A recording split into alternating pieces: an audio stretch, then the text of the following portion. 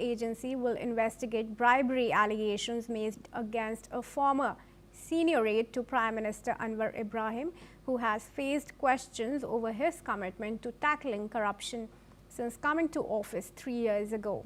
This announcement came a day after Shamsul Iskandar Mohammed resigned as Anwar's senior political secretary, citing an attempt to attack him with allegations that could damage the government. However, he did not detail the allegations but said he would defend himself against this attack. In addition, Malaysia's Anti-Corruption Commission Chief Commissioner Azam Baki said in a statement that they will call all other relevant parties for the purpose of gathering the necessary evidence. Prime Minister Anwar in a statement said that he had accepted the resignation and that the MACC was free to conduct an investigation immediately without any external interference. I now want to welcome Mohammed Mizan, who's a professor of strategic studies. He joins us live from Kuala Lumpur. I extend a very warm welcome to you and thank you for joining us here at NewsX World. Now, first of all, I would like you to explain the bribery allegations that Shamsul Iskandar faces. Yeah.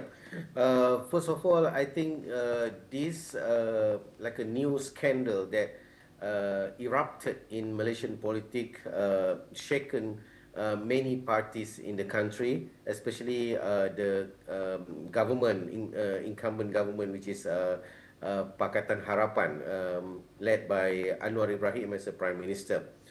Actually, his political aide, a senior political aide named Shamsul Iskandar, was known one of the very influential and very active in managing the party, as well as one of the key figure in Malaysian politics, especially for PKR, Parti Keadilan Rakyat, which is the party led by Anwar Ibrahim. And actually this issue erupted a few days ago, starting with a so-called supporting letter signed by Shamsul Iskandar to the few contractors that can be considered as party or contractors that eligible to have a contract on building a hospital.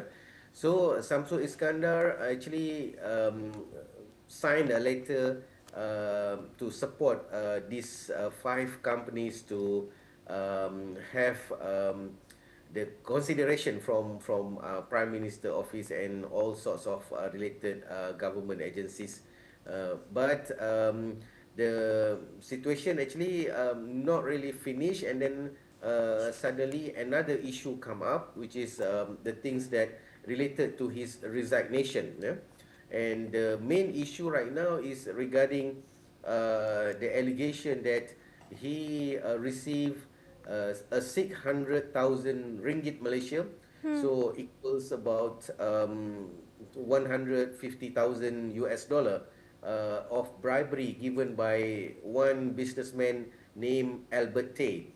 So Albert Tay, he also involved in few corruption scandal related to Sabah, particularly on mining issues, and now it goes to another party, and also somehow impacted the Shamsul Iskandar, and he resigned from his position as a senior political aide of Anwar Ibrahim, and Anwar has accepted his resignation and led the MACC, Malaysian Anti-Corruption Commission, to lead the investigation towards this. Right, thanks for explaining that. But before I let you go, Mr. Aslam, I just want to take a very quick question from you and expect a very brief answer. With Anwar Ibrahim in power, do you think a fair probe is possible? Sorry, again? With Anwar Ibrahim still in power, do you think a fair probe against his former aide is likely to happen?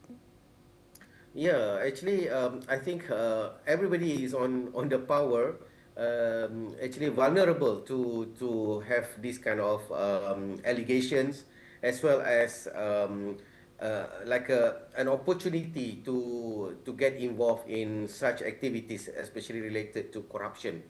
And for now to accuse the involvement of Anwar Ibrahim or even Iskandar, Samsul Iskandar on this case, I think unfair at this time. We have to let the MACC to do their job, and all the relevant department will investigate further on this.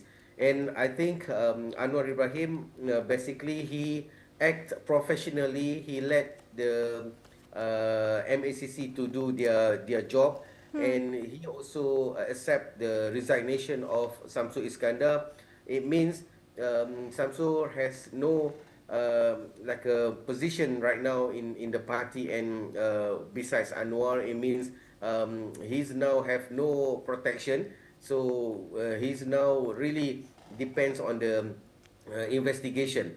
And for Anwar Ibrahim, it looks, for me, it looks like he tried to keep his promise for reform, and he tried to make the government more clean and doesn't have such kind of cronyism, nepotism, and also anti-corruption, as he loudly said in his campaign, and reform of his government, as what he said like many years ago, and until now he's tried to make this thing happen.